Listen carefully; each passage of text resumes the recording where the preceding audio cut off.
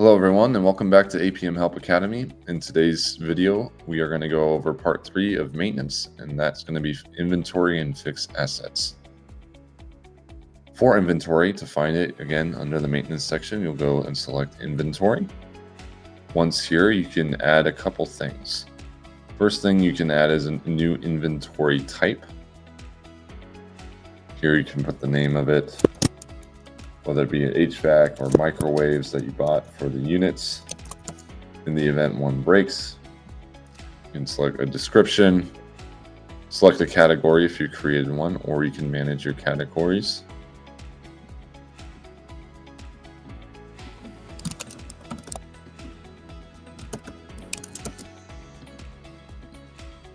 Add a description.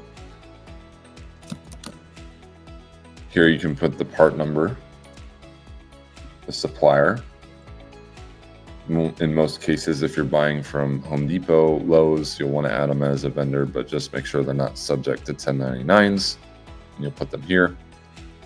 You'll put the quantity of how many you've purchased of this item,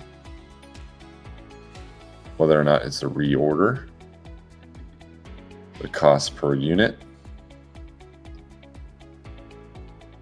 and any markup type. It's a fixed amount, type your 120 in here. If it's percentage, you'll type your percentage in here.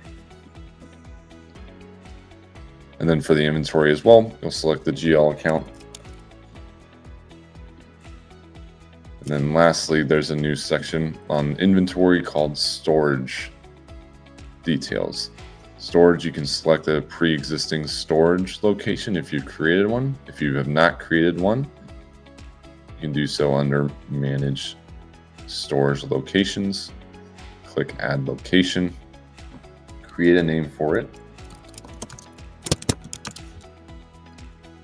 Add a description. And then you can select the property in which the storage is going to reside on. Then we can hit Save. We now have a Shire home location. So back on this, we would be able to select the Shire location once we refreshed. Once all your information is entered and you have selected your storage location, you can hit Save. You can do it and we'll have an inventory item to which then you can track and assign. The next section is fixed assets. These will be more of your larger appliances and items from HVACs, roofing, flooring, washers, and dryers. In order to add a new fixed asset, you'll select the white box on the top right-hand corner. And then you will select your items from here. You can enter an asset ID for it.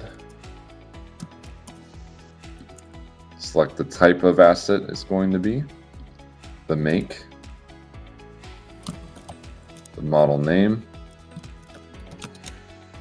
the model number, the year, the serial number,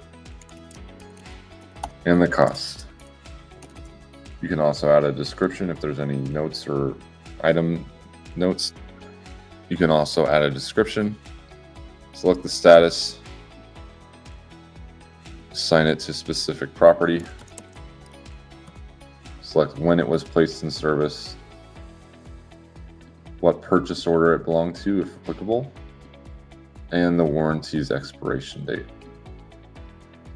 Once you've added all this, you'll be able to hit Save, and now you'll have a fixed asset.